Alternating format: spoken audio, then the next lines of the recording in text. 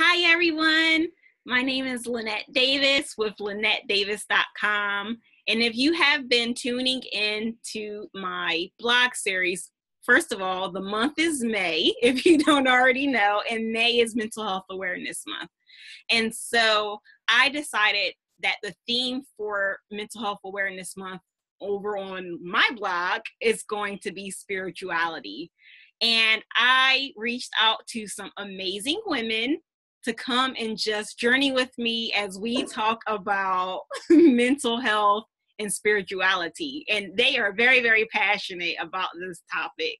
So, so I didn't have to pull hairs or anything like that.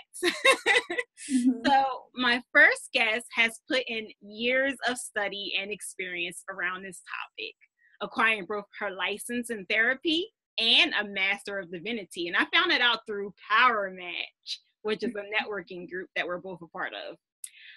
So the result is that she has this deep knowledge and passion at the intersection of these two areas. But I'll let her tell you more about who she is and what she does. So welcome, Mineela Chan. Hi, Lynette. Thanks for having me. I think I'm really excited about the fact that people are focusing on mental health in May because there's so much stigma around it. So I really appreciate being here. As far as I'm concerned, I do a lot of things. And I think the mission statement that kind of helps me to decide the things that I want to do or don't want to do is just helping people be more free to be themselves. Right.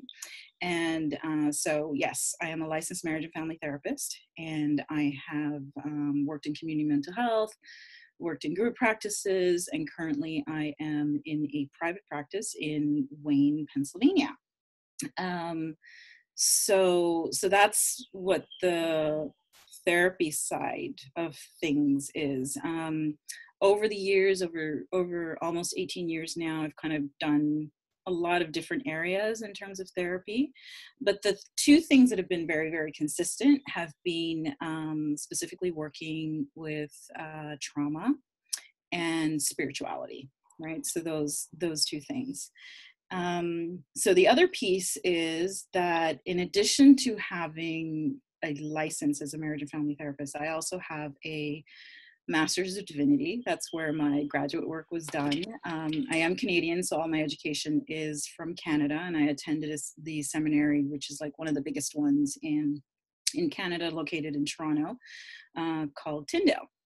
So I did a 4-year program there, and let me tell you, Master's of Divinity is a misnomer because there is no mastering the divine. I was hoping I would graduate knowing a lot more, but I actually graduated realizing how little I knew, right, about spirituality and God and, all of that kind of stuff. So the more I learned, there was like the smaller I felt and the less knowledge I felt like I had. So I majored at seminary in counseling, and that's where I got my base kind of education in marriage and family therapy. And I also have a certificate in spiritual formation, because one of the things that I was struggling with seminary was, do I become a therapist, or do I also had the option of becoming a spiritual director, right? So I went clearly the therapy counseling direction. So I kind of start off by saying that I do self-refer as being a Christian. Like, that is my framework for my spirituality. Even though I'm, with my clients, I have talked about all kinds of faiths and all kinds of spirituality. So if I use a lot of language that is very Christian based or sounds biblically based, that's because, and I try not to, I try to be very general and neutral, because everybody's spirituality is different, or religion is different, faith is different. And there's a difference between those three things. So if I fall into that language, it's just, that's the language I kind of grew up with. So if I could have a little bit of leeway around that and a little bit of grace, I would really appreciate that. So that's kind of where I'm at. Awesome. So I'm definitely going to go back into that about the difference between faith and religion and spirituality. Mm-hmm. So I'm like, let me hold that to the side. So, this topic has been on my heart for some time. And I suppose this was the year I finally had the courage to come out and actually start talking about it. Because when we talk about religion, that's one of those areas where it's like, I don't want to talk about religion or politics. Yeah. Yeah. Especially if you're very general, because you're like, I want everybody to feel welcome here. But when you start talking about these things, it's like, well, you're choosing a side. And I finally came out and I was like, you know what? Even if I do have this particular side, does not mean that I'm not open to hearing you and your side. Mm-hmm. So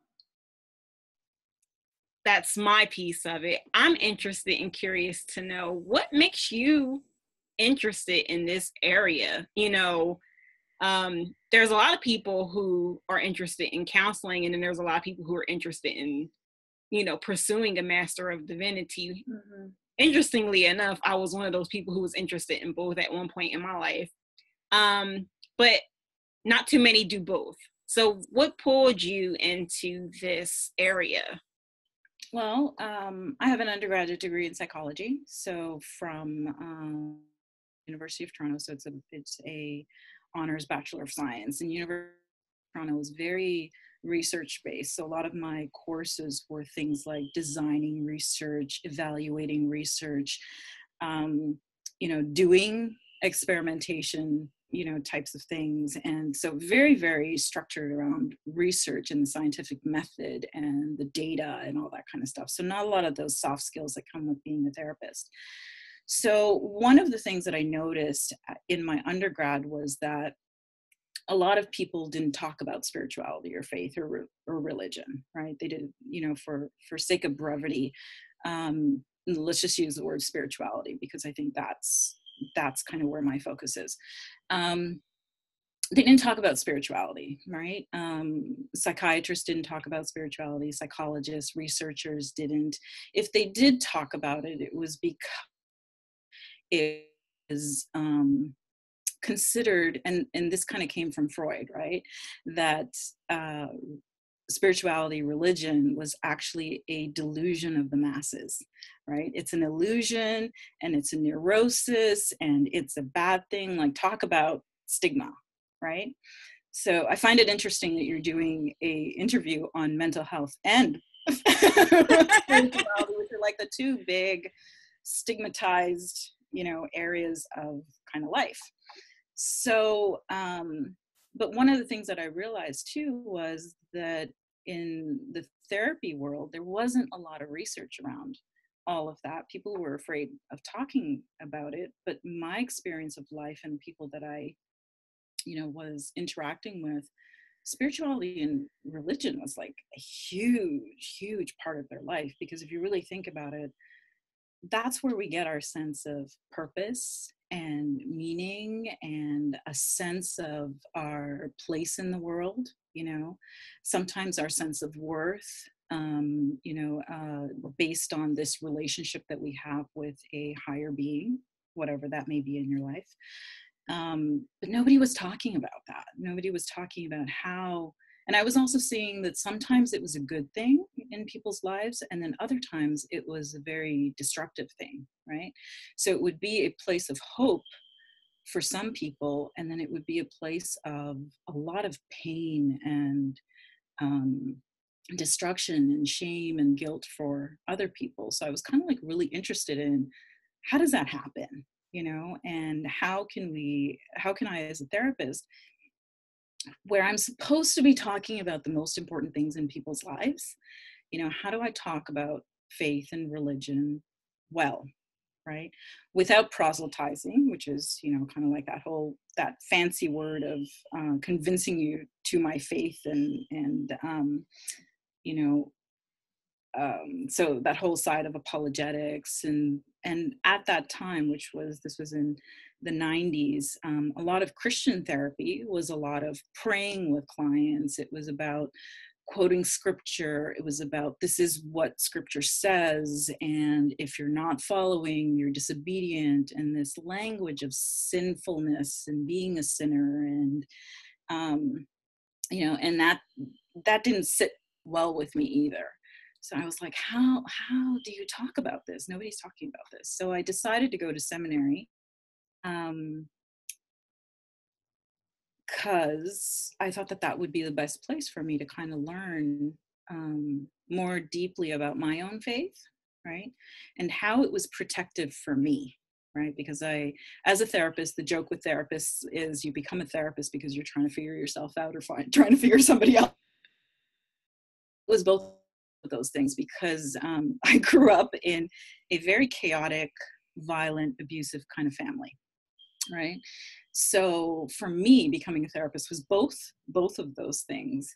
But it was also true that my faith, as immature as it was at that time,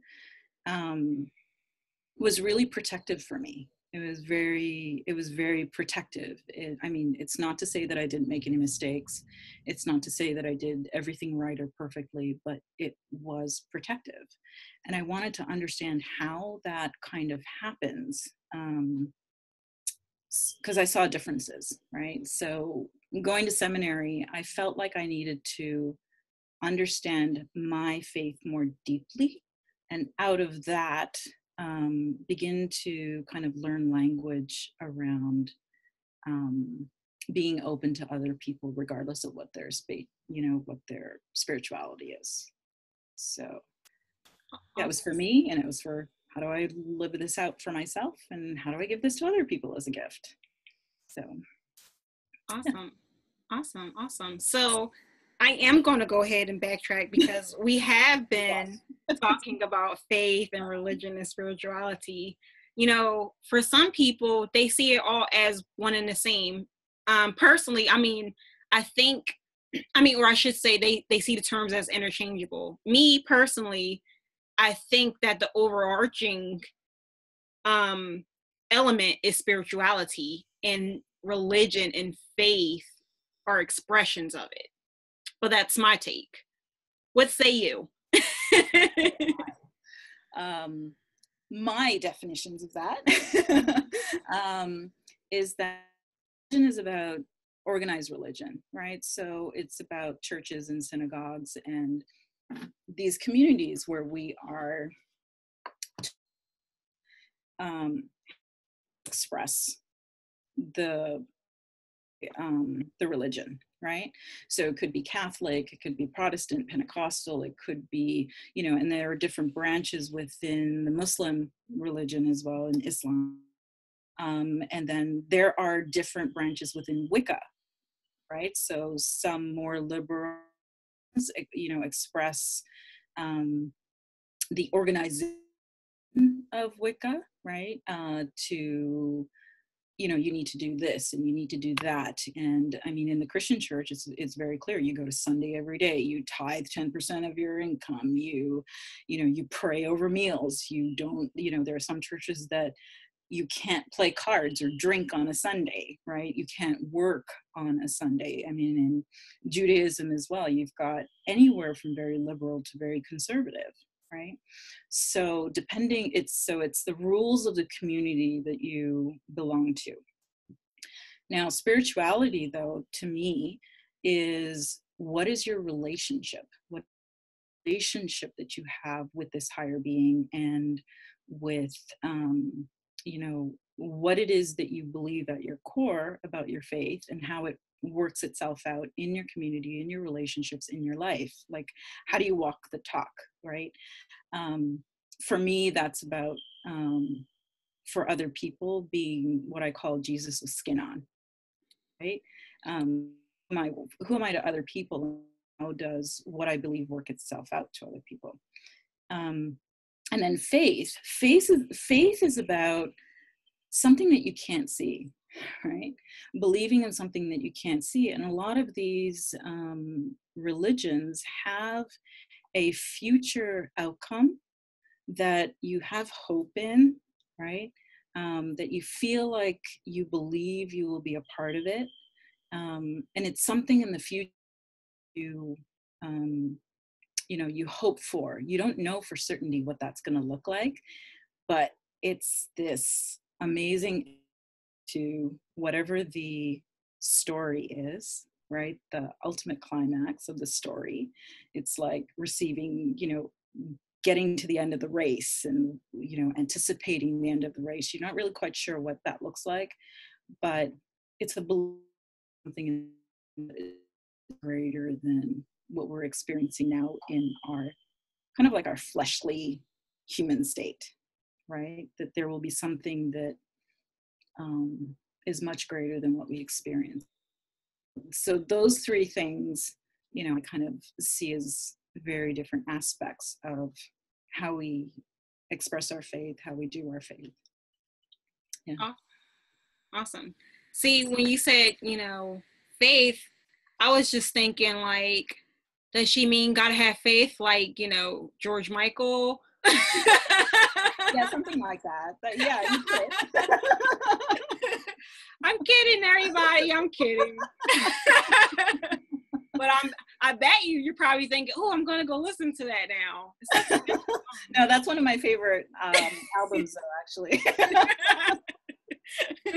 Like after this, I'm like, oh, I think that'll be my afternoon tunes. Mm-hmm. But see, about George Michael's album, right, is that faith is one of the songs, but one of the other major songs on that album is freedom.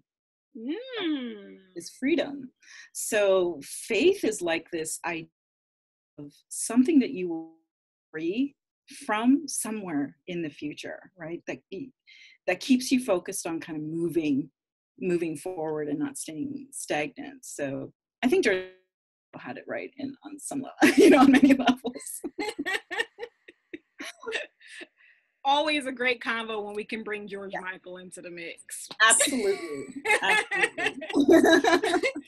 So you mentioned something earlier that resonated with me and what I kind of wrote about in my story for the introduction to this series, which was something that it is very prevalent in organized religion communities of many types, because I've spoken with and hung out with women and men of many different faiths.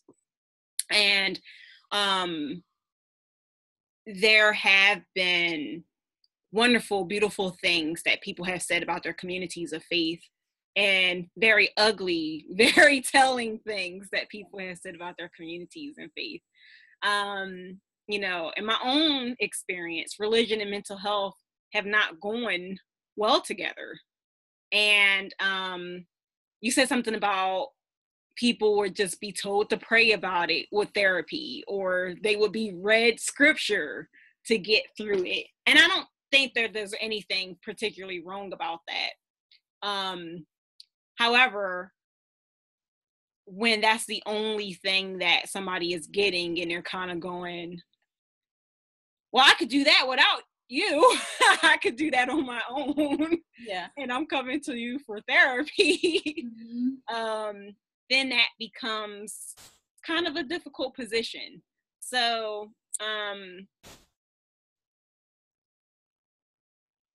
at the same time, like you said, there has been a lot of hope and healing within religious communities.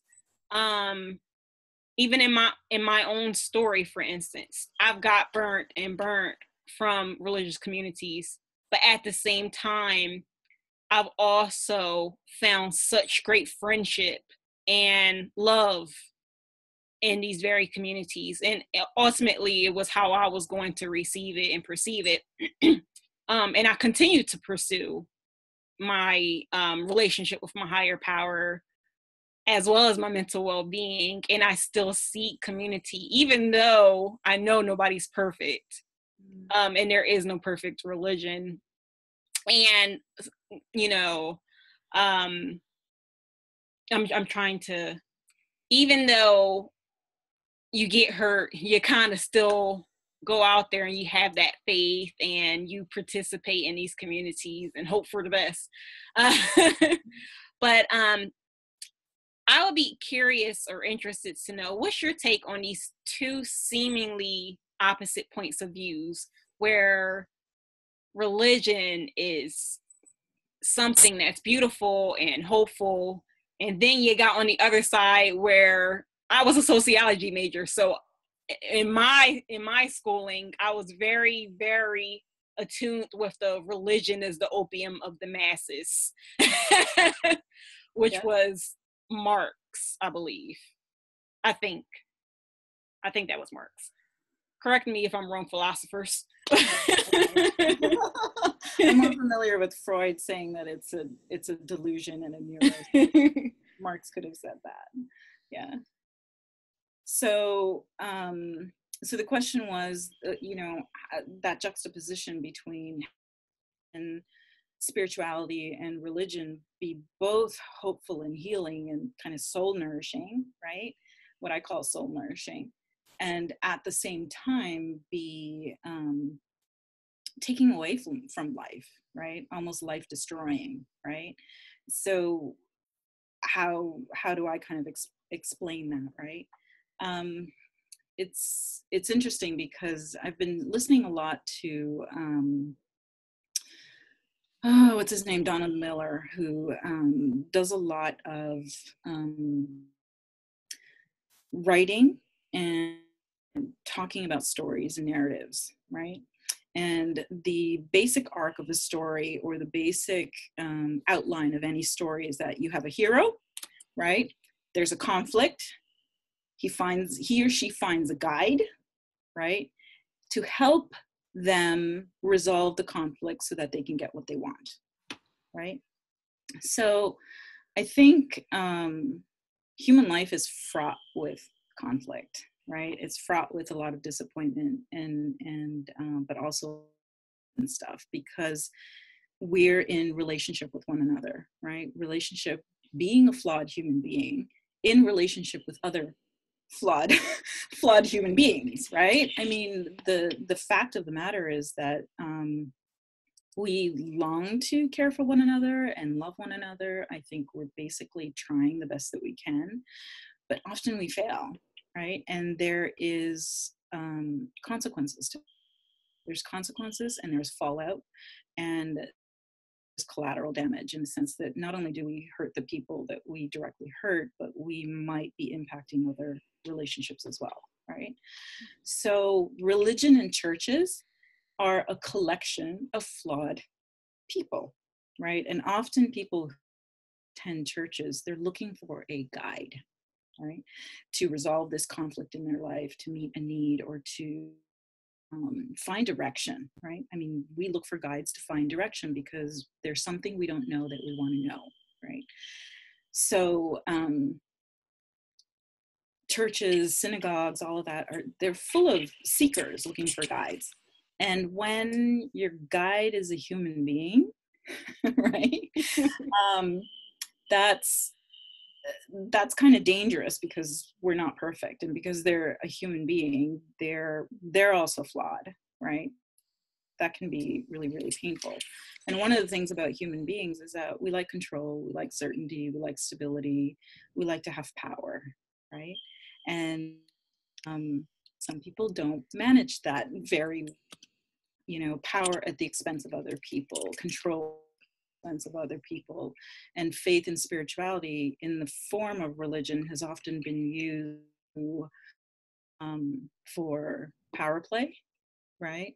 To be stronger than someone else, to competition, to have control, pretty much, of other people. It's not always like that, but you will always run into individuals like that. So I think it's very normal in the development of spirituality to kind of go from, oh, human beings are flawed and that's painful. And a lot of people get stuck there. But you need to move to that place of God is not a human being, right? A higher power is not a human being. They are completely different from us, and depending on what it is that you believe, they're absolutely perfect. Like, my understanding of God is that he is all loving. He has deep care and concern for me, right? So if you get stuck in faith and spirituality is centered around my relationships with people, it's going to be a painful thing. It's going to really be a painful thing, because you're trying to have faith in something that cannot be, right? We cannot be perfect. This can't be. However, if you move your faith and spirituality and your relationship, your dominant relationship to a all-powerful, all-loving, all never, God or higher power, that's a very different um, that's a very different place to be. That allows you to have grace and compassion for other people. It allows you to have boundaries. It allows you to have a sense of discernment in terms of what's right and what's wrong, and how people should treat each other and how they don't, and having grace around that, right? So I think it depends on where your faith sits. Is it in a God that is literally the perfect, all accepting, all loving parent, right?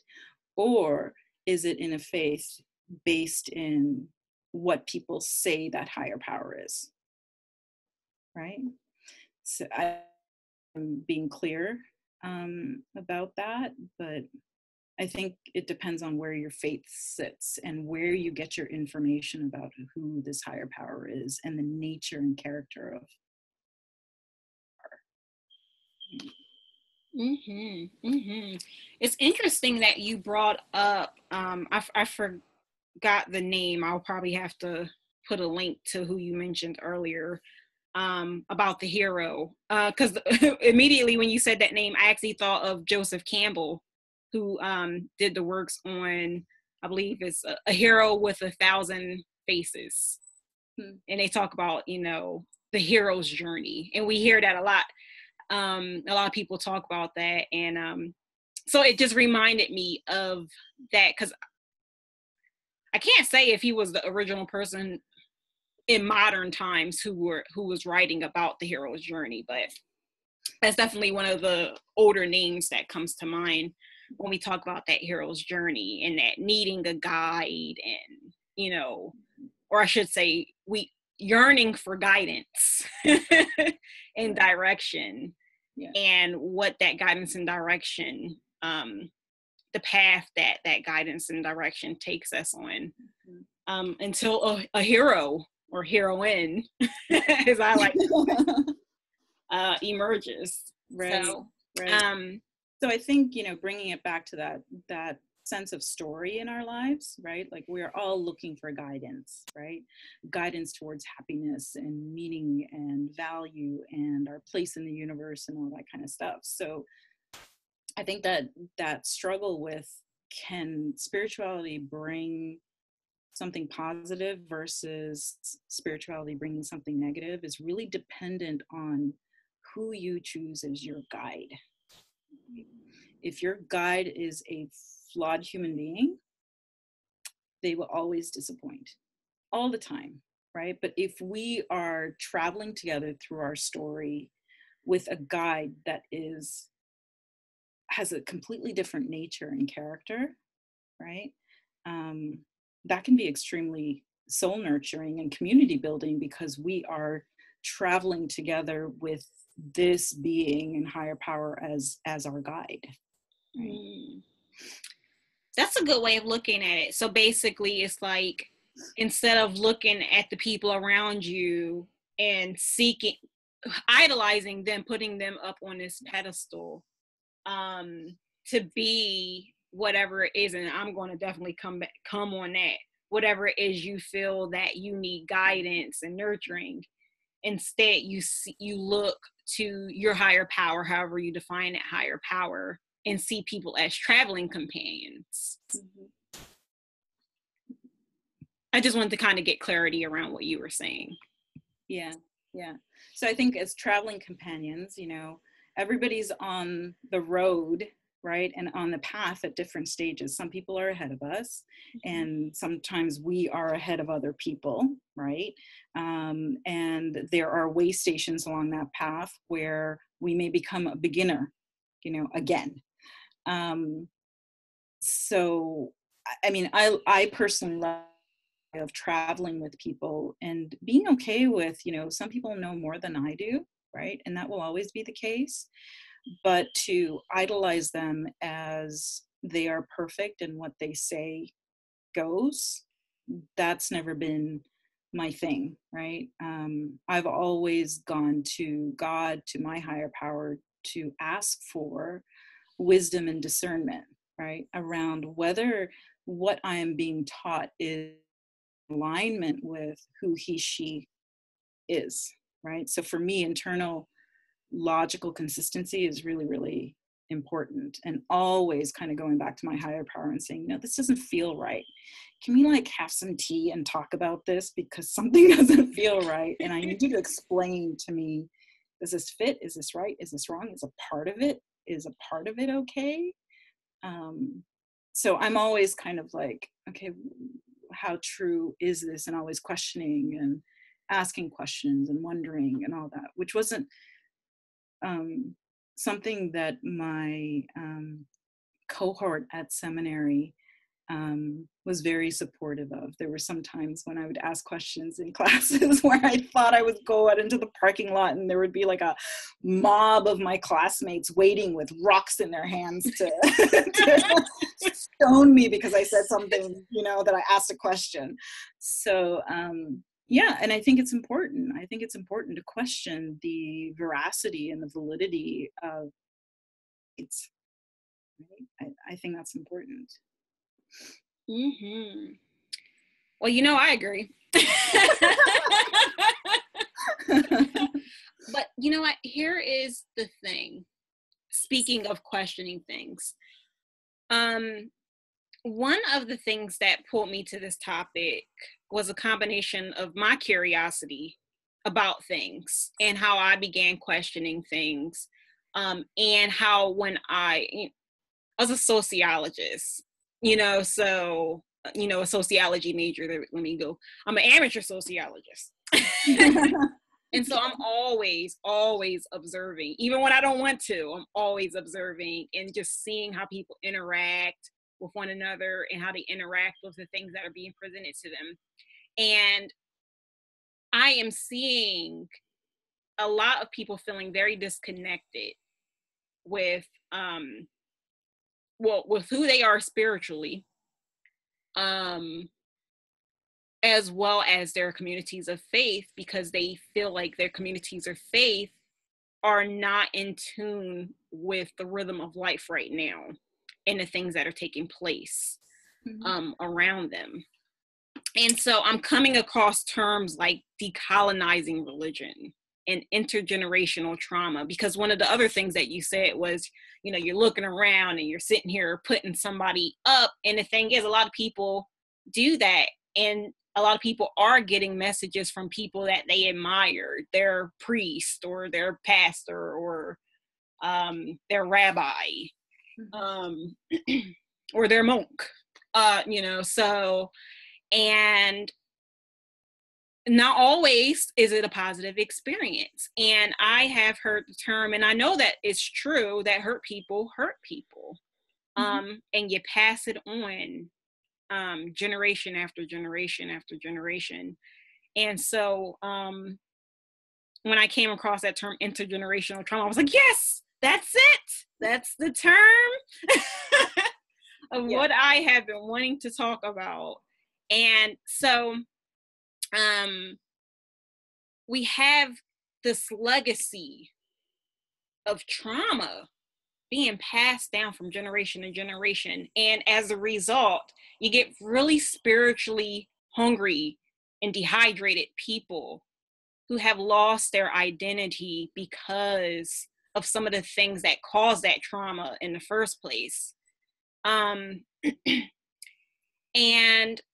as a result of that, I really feel as though there is, because of that, because of that trauma and needing to heal that trauma, that's really where the connection between mental health and spirituality kick in. If spirituality is a part of people's meaning and purpose, which gives them identity. So I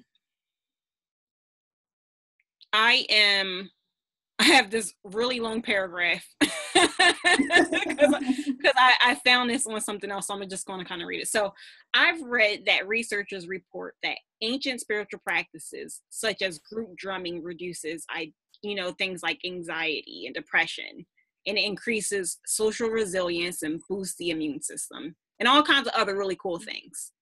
And I mentioned an organization called Mystic Soul Project in my previous post, where one of the co-founders reports that spiritual practices were inherently happening in all these different tribal lineages, and that they were healing the very things and the people that were hurting them.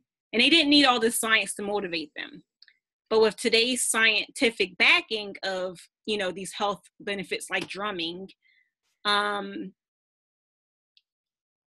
they're kind of, so she's saying, so you erase our history and take it from us, strip it from us, and then sell it back to us like it's new. So we have all these different moving pieces, right, about being hurt and abused and traumatized and losing all these practices in the process of it because religion and identity is being stripped away and then being brought back right to it. So how important is spirituality to identity and then identity to mental health? Okay, so very loaded. There's a lot there to kind of talk about. I think in terms of the decolonization,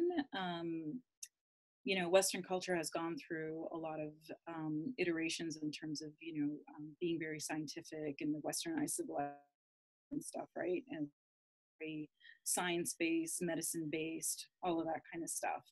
So the reality is a lot of people who don't pursue religion, faith, spirituality, right? We have a lot of agnostics. I mean, this is just which some would argue, and I actually had professors at seminary say, not having a spirituality, right, or not having a relationship with a higher power is a type of relationship in and of itself, right? Not having a relationship is a type of relationship. So I don't know how agnostics and atheists are going to feel about that. In the same way that not communicating is actually a way of communicating, right? Mm-hmm. So the decolonization and the fact that some of these practices and everything have gone into more scientific spaces, in terms of right now we're seeing mindfulness, right? Meditation and yoga. We see people talking about, spiritual practices that have come out of Buddhism, Hinduism. So a lot of these Eastern cultures, having God inside yourself and drawing on that power from inside. So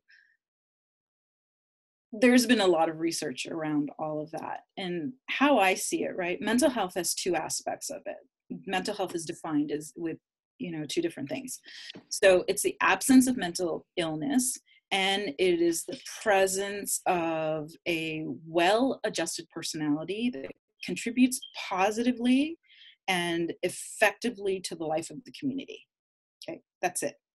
That's what how mental health in the literature or in academics is kind of defined, right? Absence of mental health, and that you are well adjusted and contributing to community in a positive way. So it's been really stripped down so that it can fit, scientific definitions and operational definitions and all that kind of stuff.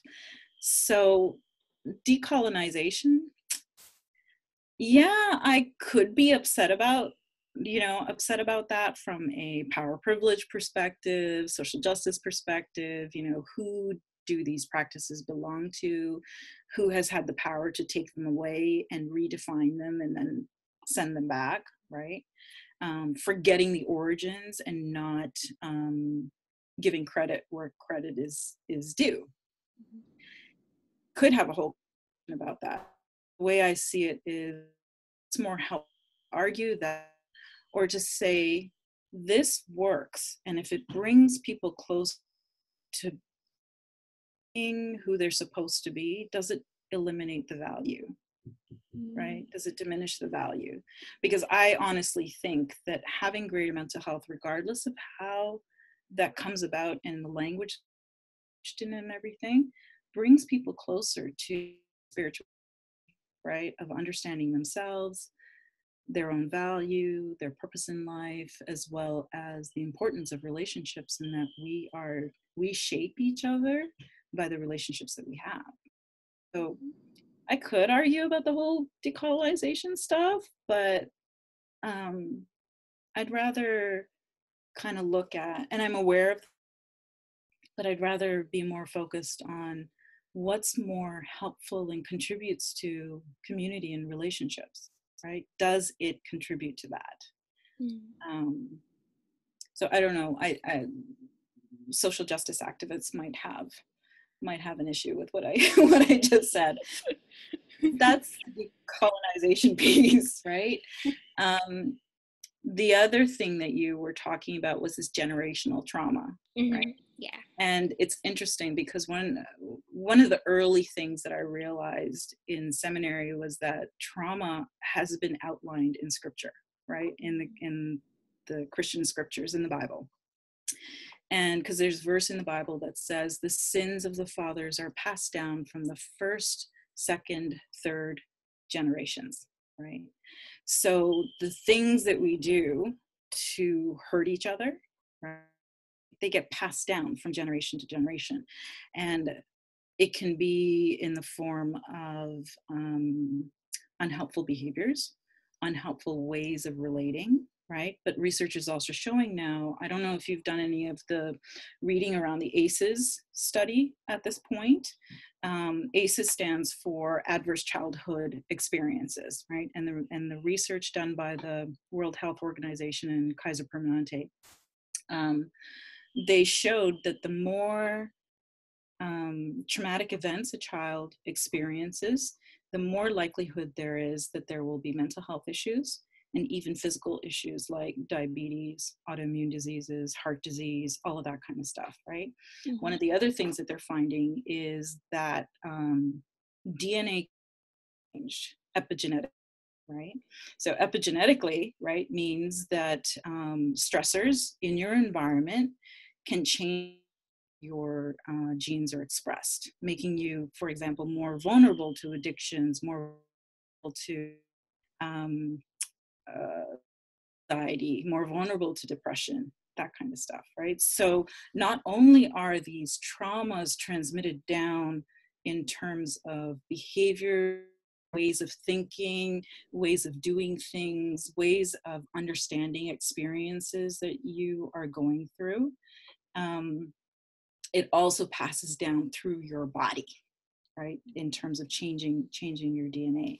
So that's been actually proven through the research, right? So one of the things that really surprises me is that the more I learn about my faith and what the Christian Bible says and everything, the more it's confirmed and played out in the research. It's like, oh, that's what that means, right? Because it's passed on. And the only way to stop it, to stop that cycle of movement from one generation to another, right? Because there's a lot at stake here. If we don't deal with the trauma, what's at stake here, right? It's the mental health and physical health of our children and generations to come, right? So if you understand the high stakes of the truth of that on a emotional level, spiritual level, physical level, right? I would hope, I would hope that it would prompt people to say, no, it ends here. I am going to be the generator where this stops. I am going to learn whatever skills I need to learn to not pass this on to the next generation. Like that's how important this is. But there isn't a lot of, you know, so how do you do that, right? You learn how to manage your emotions, you learn how to manage your stress, you learn how to take care of yourself physically, right? You learn how to find meaning and value and purpose in life. You learn your place in the universe. You learn how to have healthy, loving relationships, and don't have a litany of broken relationships where you have destroyed people, right? Because that's what trauma does. It makes it really hard to do those things really, really well. So I would hope that what we know about trauma, that somewhere, somehow, somebody understands how important it is. Says it ends here. This is going to end with me, right? So that's how about the generational transmission of trauma. That's how important it is to me. And there's a bunch of TED Talks online. So if you do a search at the website on ACE or generational trauma, some of it's actually been in that area. Interesting, because that research has been around now for more than 20 years. Nobody knows about it. Mm-hmm. So if we can create some awareness what's at stake, I think that would be a healthy thing. So that's the generational trauma stuff. You mentioned decolonization of spirituality, and there was a third thing. Oh, how does spirituality impact identity, and how does identity impact mental health? Did I get that order right? Yes. Okay. Well, I was like, we can breathe first before we answer that one. Okay. All right, so we had our breath. So, all right, go on. Okay, so the order that you put it in was spirituality, identity, and then mental health. Right? Yes. So and this kind of circles back to the beginning of our conversation. Like, how does spirituality inform who we are, right? Because if you really think about it, who we are and what we believe about ourselves is actually happens within the context of relationships, right? The worth that we have, what we're good at, what we are not, how valuable we are, what we deserve, all of that kind of stuff, right? It always comes out of relationship. So spirituality, if you have a relationship with a higher power, like for me, my relationship, God, right, is a very loving God who has uniquely created me for a purpose. Right? He's given me all of the skills and the abilities that I need to be able to be successful and accomplish the purpose that I'm here for. Right? But he also has a very deep love for me. Right? So he acknowledges that I have, he knows I have flaws, right? Even the flaws that I don't express, he knows about even before I say them, right? He knows my thoughts, he knows my heart, he knows my intentions, all of that. He knows exactly who I am in ways that I don't even myself. Right? But I know that regardless of what he sees, completely stripped down and naked, right?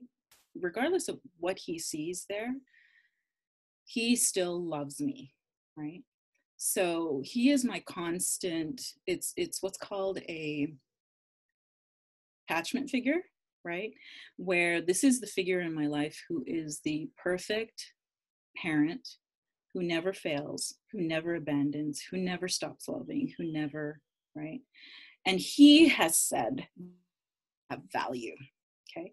So I get a lot of it around identity from who he tells me I am. And I know that I can believe him because it's out of love and it's out of him knowing everything in the universe, and that I am, you know, a compilation of many different things that come together to create me, right? So my identity is based on that. Now, how does it, move into mental health? Now, because a lot of the mental health, how is spirituality to mental health? About 95% of the research says that there's a positive correlation, right? So having a strong spirituality, leads to children not being involved in use or cigarette smoking. If their parents are spiritual, their relationships tend to be stronger. And if parents are doing well and they love one another, children find a lot of stability in that. So there's a lot of things that positive things that come out of being spiritual. So it's interesting, there was a study that was done in 2013 that basically found that if you are more religious, right, and the language is important here, if you're more religious, that your mental health is actually worse than those people who are not, right? So it sounds like contradictory kind of research and everything, but when they talked about it, or when they looked at it a little bit more, one of the things that they found is that people who understand their spirituality within a framework of one religion, right? Those are the people who have greater mental health, right? So a lot of spirituality today is the complicated, word, or the official word for that is syncretism, right? Yeah. So syncretism is like this cherry picking what you want to believe, what feels good, what makes you feel good, all of that kind of stuff. It's much more difficult to stay true to one religion because you can't cherry pick, right? Because there are things that God says to me, yeah, you're free to do that, right? And then other times he's like, Mineela, I did not raise you like that. Cut it out, right? So there's a balance, there's checks and balances in place, right? So I think, so this piece of research in 2013, and it was based on something like 7,000 subjects in the UK, right? Mm-hmm. What they found was that those people who were more mentally healthy had a spirituality that was bounded by adherence to a particular religion, but they also had a very personal relationship with the higher power, right?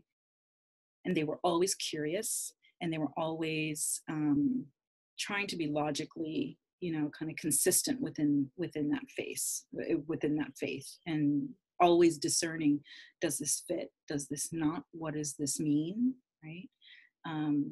So a spirituality bounded by a particular religion and going deep into your own faith, right, is much more important than cherry picking. Okay, because those people who were spiritual but not religious and cherry picking and engaged in like this syncretistic behavior, they were more likely to have poor mental health, be engaged in drug use or alcohol use. They were more inclined also to be using psychotropic medications, right? They also had very sometimes magical thinking, right? If I do this, that will happen, evil eye kind of thing.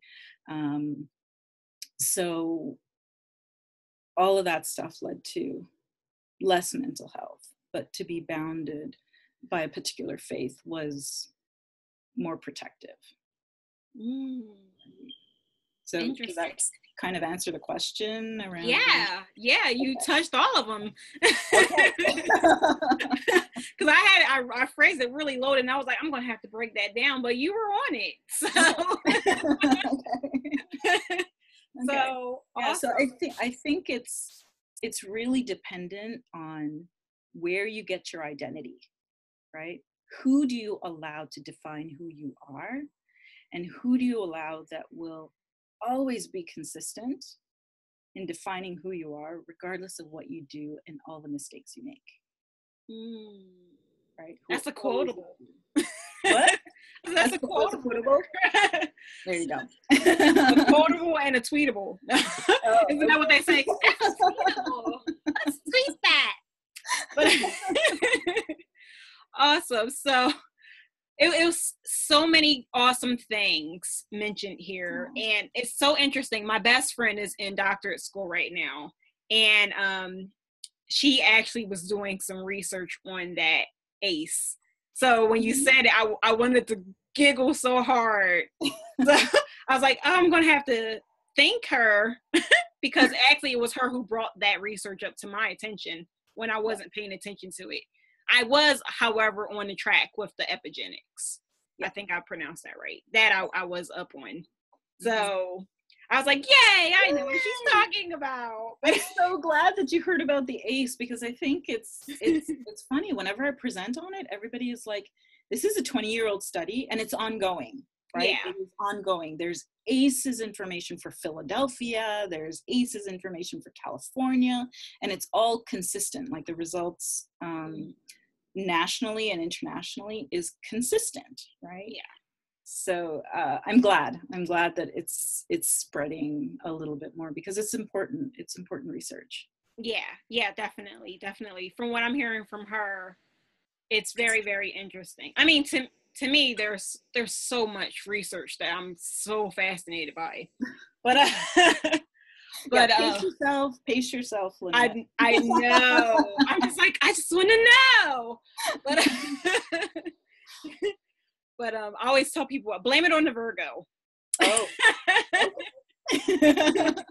But so going back to speaking of tweetables, we had a great conversation, and honestly, we could probably go hours and hours. Yeah. And you asked some really, really great questions. I think they were really spot on. So I appreciate that.